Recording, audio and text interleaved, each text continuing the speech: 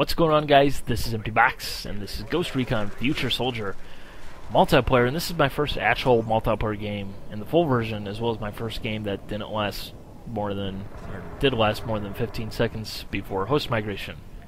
Yeah, I actually got to play a full game in this game for once. Yay! But this pretty much describes my entire thoughts on this game. Spawn in, get shot, because I did spawn on a guy, so it's probably my fault, but invisible guy decides to not revive or not execute me, and then I get saved at the last minute, and then I go over here, pop into cover, and oh hey, get flashbanged. Great. Just great. But most of this game plays upward bound from here. But anyways, you know, as you could probably tell from the introduction there, this game is awesome. I really do like this game. That was the last second revive for those of you guys not following me at home right now.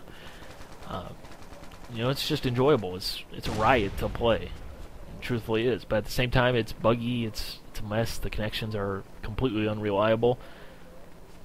But at the same time, when it does work, it works. And it's like, this game really does have something different that most games don't have. It has that, you know, certain X factor, you know, that makes me enjoy playing this game. And, you know, more so than, you know, a game like a Battlefield or a Call of Duty or something like that. You know, something like Red Orchestra 2. You know, it has that moxie. You know, it doesn't look as good. It doesn't perform as good. You know, there's several things that are just kind of off with the game. You know, such as in Red Orchestra 2, the complete lack of tanks, the maps. You know, in this game, the aiming's kind of weird. The controls are goofy, but at the same time, it's just like you work through that and you're like, this game's really fun. I really, really like this. So even despite its drawbacks, I'm going to enjoy it. And that's how it is, you know. Because honestly, if Battlefield 3 was this buggy, and it has been, I wouldn't put up with it. I wouldn't be playing it. But I want to play more of this game, despite the fact that it is buggy. So that should really say something in terms of what this game has, to be perfectly honest. But I don't want to talk about the gameplay too terribly much, although I will say one more shiny light for this game. I am 11 hours into the single-player campaign. I still haven't finished it yet. I have about 3 missions left from the looks of it, which, when you think about it, 11 hours, that's pretty darn long, you know, especially for a shooter anymore. Man, that's just amazing. This is actually one that I want to play back through and give it a different run and approach things differently. Maybe, like I said in my original review video, just go pistol and shotgun just for the hell of it, because honestly that will be so much fun, and I will be doing that. You know, but anyways, this is a Ghost Recon game, quote unquote. You know, which leads me to my title, or what I want to talk about with this video is, what's in a series? What is a series of video games? You know, really, you know, this is not anywhere near Ghost Recon at all. You know, the original Ghost Recon. You know, much like Rainbow Six isn't close to Rainbow Six back when it was, you know, really good. You know, but not to say that Vegas as a series was bad, because it really wasn't. It's just kind of not as good as it could have been, or, you know, we wanted something different from it for those guys out there who, you know, that's their series. Battlefield 3 is completely different from Battlefield 2, but, you know, one of the biggest things that I find with Battlefield 3 is not the fact that I don't like Battlefield 3, because I really do like Battlefield 3, but we were sold this game as, or that game, I should say, you know, as, oh, it'll be a true sequel to Battlefield 2, which anyone with half a brain can instantly spot it's not even close to Battlefield 2. You know, it wants to be a sequel to Battlefield 2, but it's not.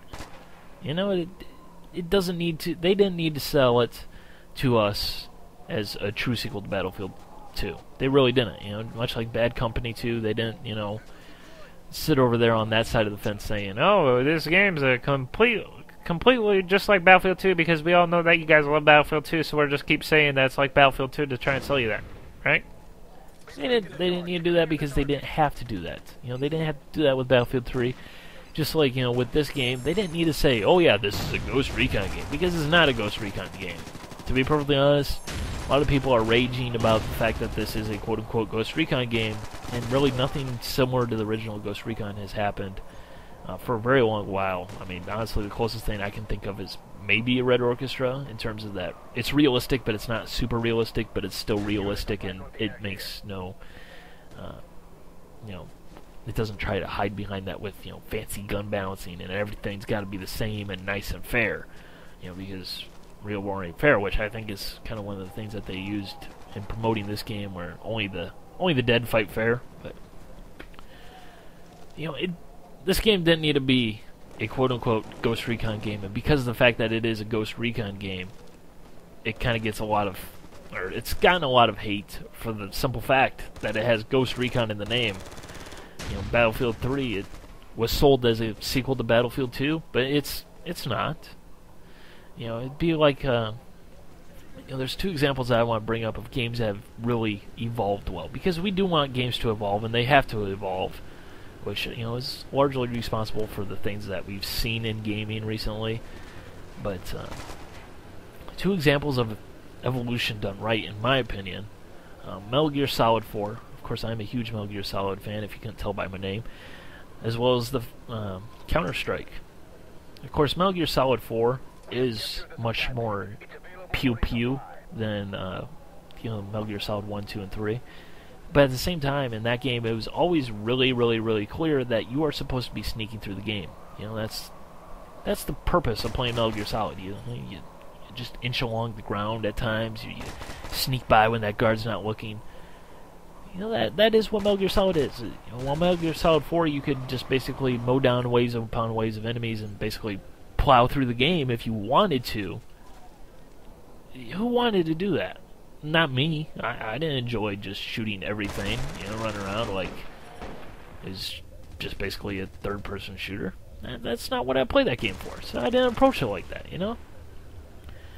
You know, but at the same time, it gave you that option for the players who wanted that option, which, you know, hey, that's another option added to the game. That's always a good thing. I'm all about the options and the non-linearity when it is a decent option.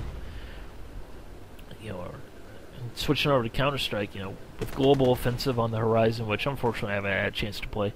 Really wish I had a beta keep, but I'm not a Counter-Strike player at all. But you know, they're not quite clearly, you know, from everything I've seen and heard about that game, you know, they're not changing it to be, you know, basically just another shooter. It's still going to be Counter-Strike, even though, you know, inevitably there's going to be the players saying, "Oh my God, Counter-Strike 1.6 is still better. Oh my God, Valve, how could you suck so badly at this?"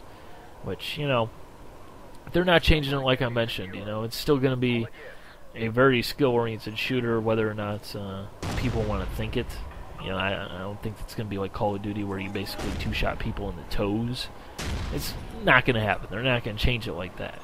You know, they're not adding in aim-down sights, because that wouldn't be Counter-Strike, really. I mean, that's one of the defining features when I think of Counter-Strike. I think of, you know, basically the inability to aim down your sights and the fact that headshots are the only way to play the game, basically. You have to shoot people in the face. Anything else is simply unacceptable.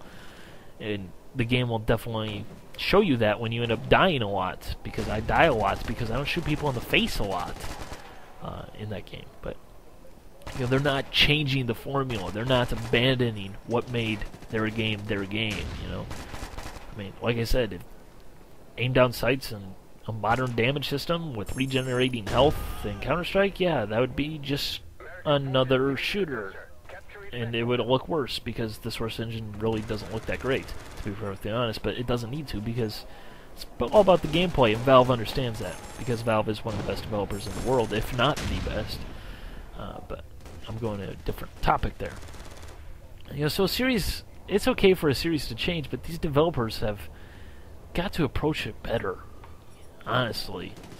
You know, it doesn't really drive me insane. I don't lose sleep over this, whether or not the game is, you know, Ghost Recon or not, or if it's Battlefield or Bad Company, because it really doesn't matter. It's about the gameplay, but you know darn well that at the heart of it, I think a lot of our frustrations could be solved by simply not trying to sell something as what it's not, and not trying to fit into what it's not.